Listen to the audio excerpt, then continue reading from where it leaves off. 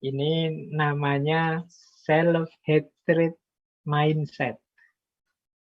Ini untuk mengidentifikasi. Jangan-jangan kita termasuk bukan pecinta diri, tapi pembenci diri. Kalau teman-teman punya kualifikasi-kualifikasi seperti ini, ayo cepet-cepet tobat, cepet-cepet ganti orientasi, ganti mindset. Ini menunjukkan kita sangat tidak puas terhadap diri kita sendiri. Yang pertama apa? Orang yang membenci diri itu, dia terlalu fokus pada hal-hal yang negatif. Atau cara berpikirnya sering pesimis. Meskipun mengalami hal yang baik, itu tapi sudut pandangnya selalu sudut pandang yang negatif. Misalnya apalah, lulus dengan ujian atau cum laude, itu pun dia wah, cum laude ya buat apa Pak, nanti setelah ini mau kerja di mana, aktivitas apa, saya juga enggak tahu. Ini yang dilihat dia sudut negatifnya terus. Padahal dia dapat kelimpahan luar biasa loh, dapat nilai paling tinggi cum laude itu. Tapi ya dia masih sambat, masih mengeluh. Bisa misalnya kumpul-kumpul dengan teman-teman, seneng ngopi-ngopi. Itu kan menggembirakan, membahagiakan. Tapi dia mungkin lihat sudut pandang yang negatifnya. Kalau kita kayak gini terus ini gimana masa depannya Indonesia? Misalnya ya, pokoknya mikirnya negatif, terus pesimis, terus. Alhamdulillah sudah sadar mau sholat, misalnya ibadahnya lengkap, itu pun dia masih pesimis. Ibadah seperti ini yo belum mesti diterima sama Allah kalau itu jadi mikirnya terus negatif lagi. Pokoknya mikirnya nyari sudut-sudut yang negatif terus. Pesimis terus. Ini kalau diajak ngomong mesti tidak enak orang yang serba negatif ini. Jadi kalau kita punya karakter ini jangan-jangan kita mindset kita adalah self-hatred. Pembenci diri. Kita tidak pernah bersyukur mesti. Kita isinya mengeluh terus. Karena yang kita lihat sudut negatifnya. Tidak punya pacar, sambat. Punya pacar, ya sambat. Uangnya banyak, sambat. Wah, uang banyak tapi tanggung jawab juga banyak, kerja capek. Kerja siang sampai sore, sampai malam, tidak ada istirahatnya. Masih sambat. Dapat pekerjaan, ya sambat, mengeluh. Apalagi tidak dapat pekerjaan.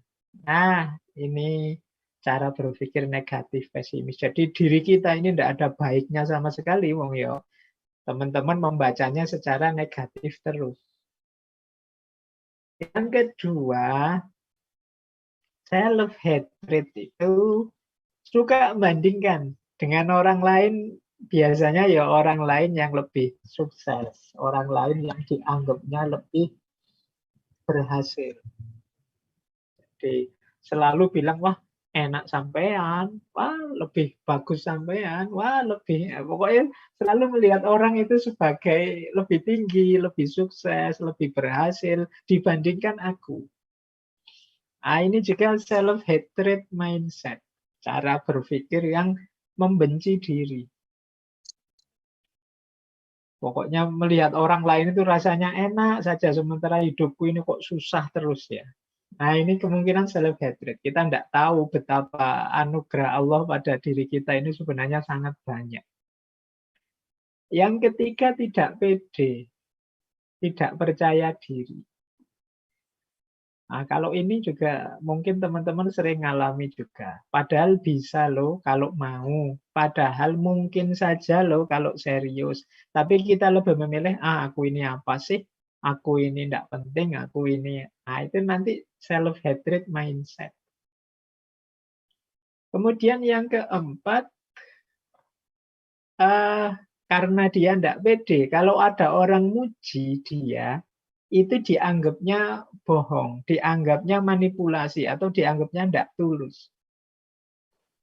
Wah, sampean ini tekun sekali ya, rajin sekali ya. Wah, itu kita curiga, ini mesti basa-basi ini. Wah, ini mesti cuma cari muka aja. Wah, ini cuma. Jadi kita tidak bisa menerima orang muji kita itu. Kita mikirnya selalu, wah ini mesti tidak tulus ini. Mentang-mentang teman, ya sebagai teman paling basa-basi. Kita sulit menerima pujian dari orang lain.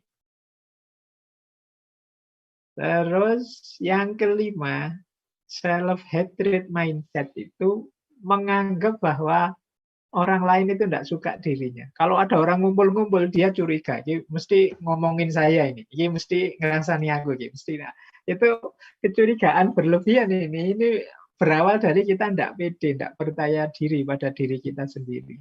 Kita menganggap diri kita ini banyak lubangnya, banyak jeleknya, dan semua orang melihat itu. Sehingga menganggap orang-orang itu mesti nggak seneng sama saya, mesti aku dianggap rendah, mesti aku dianggap bukan orang penting. Nah, ini self-hatred mindset.